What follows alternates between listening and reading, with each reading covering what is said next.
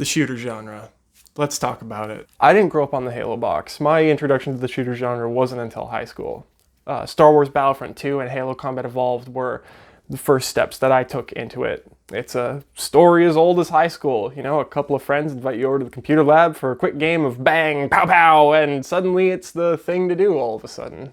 But even when playing deathmatch with friends, I had this nagging feeling in the back of my mind.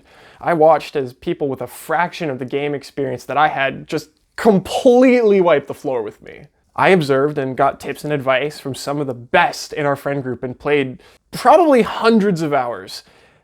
And I still sucked. And since then, I haven't really been big into the shooter genre. And it's not that I haven't played and enjoyed certain types of shooters. My main problem with them is, I don't know, I'm visually impaired. It's kind of hard to play when you can't see as well. But because I came late to the shooter genre, it's given me a unique chance to analyze what exactly it is I struggle with and the reason why I find it harder to enjoy these games. One of the major disadvantages of low vision is my lack of awareness. I can't see the entire screen. Most shooters reward awareness of the environment, of pickups, and enemy locations. HUD elements are often built with this in mind. Minimaps with little dots representing player locations, a general indicator of the direction you're getting shot, the number of bullets in a gun, or the amount of points my team has. All these elements are meant to help players stay cognizant of the environment around them while keeping their focus on the action. For most people, this is a simple shift of attention away from the center of the screen, a quick flick of the eyes while your peripheral vision keeps you alert to any dangers. For myself, it takes a significant amount of time to find what I'm looking for, even more time to process that information, and longer still to shift my gaze back to the action. And if, at any point during this process, someone happens to find me, I am just as good as a sitting duck. And when my eyes are on the action, there is even more to take in because of the scope of these arenas. They can be huge! With these long distances, elements get smaller the further off they are, making them harder to see. And in the ever-changing evolution of the battlefield, it becomes a challenge to be mindful of all the conflicts happening around. A small speck that you may think is a rock is really just someone who wants to introduce you to their good friend, a .50 caliber bullet. With these distances, it especially doesn't help when characters tend to blend into the background. Since these games tend to focus on more realistic, boots-on-the-ground shootouts, the colors tend to be more muted. And this is intentional, an artistic choice made to make the environments feel more gritty.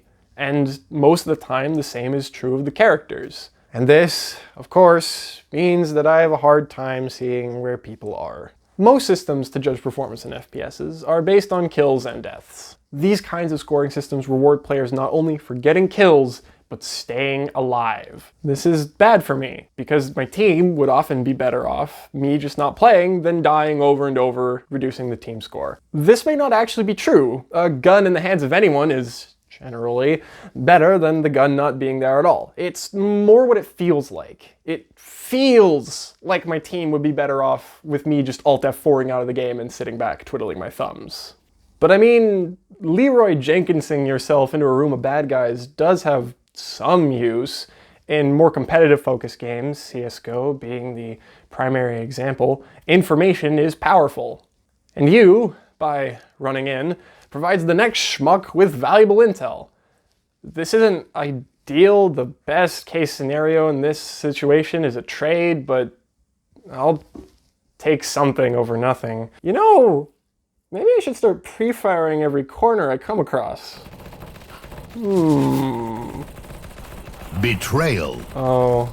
But you know, not all shooters are like this. And in fact, there are some that I had an absolute blast with. You notice how a lot of shooters are focused on kill the bad man? And I mean, yeah, give me a gun and make a general humanoid object move around in the background. I mean, what else am I supposed to do? Shoot the ground? But what if there was a way to make it so that killing sacks of ones and zeros wasn't the only thing you could be doing? Splatoon, for instance, isn't about turning the enemy team into a fine misty spray. Instead, it's about painting over everything with your team's assigned color.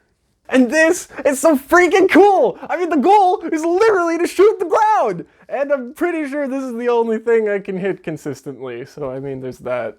But not only do you get points and win matches by painting over everything that isn't infested with your team's swag, It also acts as advanced maneuverability. You can swim in your own colored ink, which is significantly faster than walking, and way more cool. Moreover, stepping foot in enemy territory is a big no-no, since you'll take consistent chip damage and have your movement speed drastically reduced, which means that Nintendo has effectively built an area control minigame into their shooter. The more map you control, the faster you can get around, the easier it is for your team to be in advantageous positions to push and defend, the more likely you are to win the game. Team Fortress 2 is another game that I thoroughly enjoyed, so let's talk about that for a little bit. Medic is, hands down, my favorite class to play in this game, and the reasoning should be pretty obvious.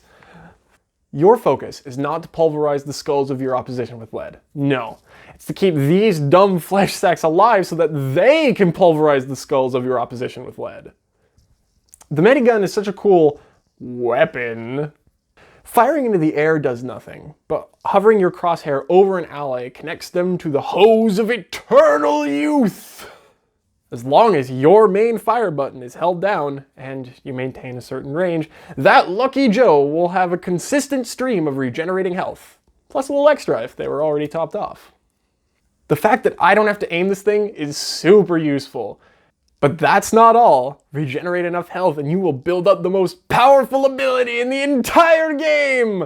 Ubercharge! No joke. For anyone who has not played TF2 before, Medic can, after a decent charge time, make any one player completely invincible for a short burst. Nothing can touch you for several sweet seconds. The two of you are gods amongst men. Nothing can stop the ultimate destructive rampage that the two of you can cause. And maybe the premise of this class sounds boring and a little tedious and potentially like hurting the most ungrateful pack of cats in the world, but giving me the ability to help someone perform better at the parts of the game that I struggle with feels really good.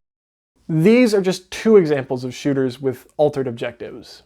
Garden Warfare, Overwatch, and Star Wars Battlefront 2 are other great examples of different ways to play.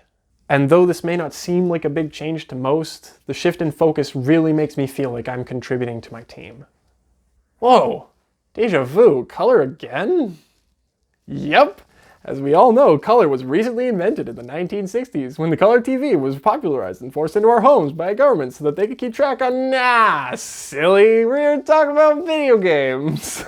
And we're bringing back Splatoon because it works really well for this point. Wait, aren't video games played on color TV? As explained, Splatoon is about painting the stage. But if the colors of both paints are even remotely close to one another, you would run the risk of some people, me, being unable to distinguish between the two hues. So, of course, they chose colors that are complete opposites of each other. You know, lime and blue, pink and orange, colors that are really hard to confuse for one another. Not only is your ink colored, your character is colored as well. Depending on the ink, your hair, tentacle things, will also take on that particular color, making distinguishing friend from foe very easy. Other games do this too, TF2 and Halo being the prevailing stereotype for the ongoing feud between the reds and the blues.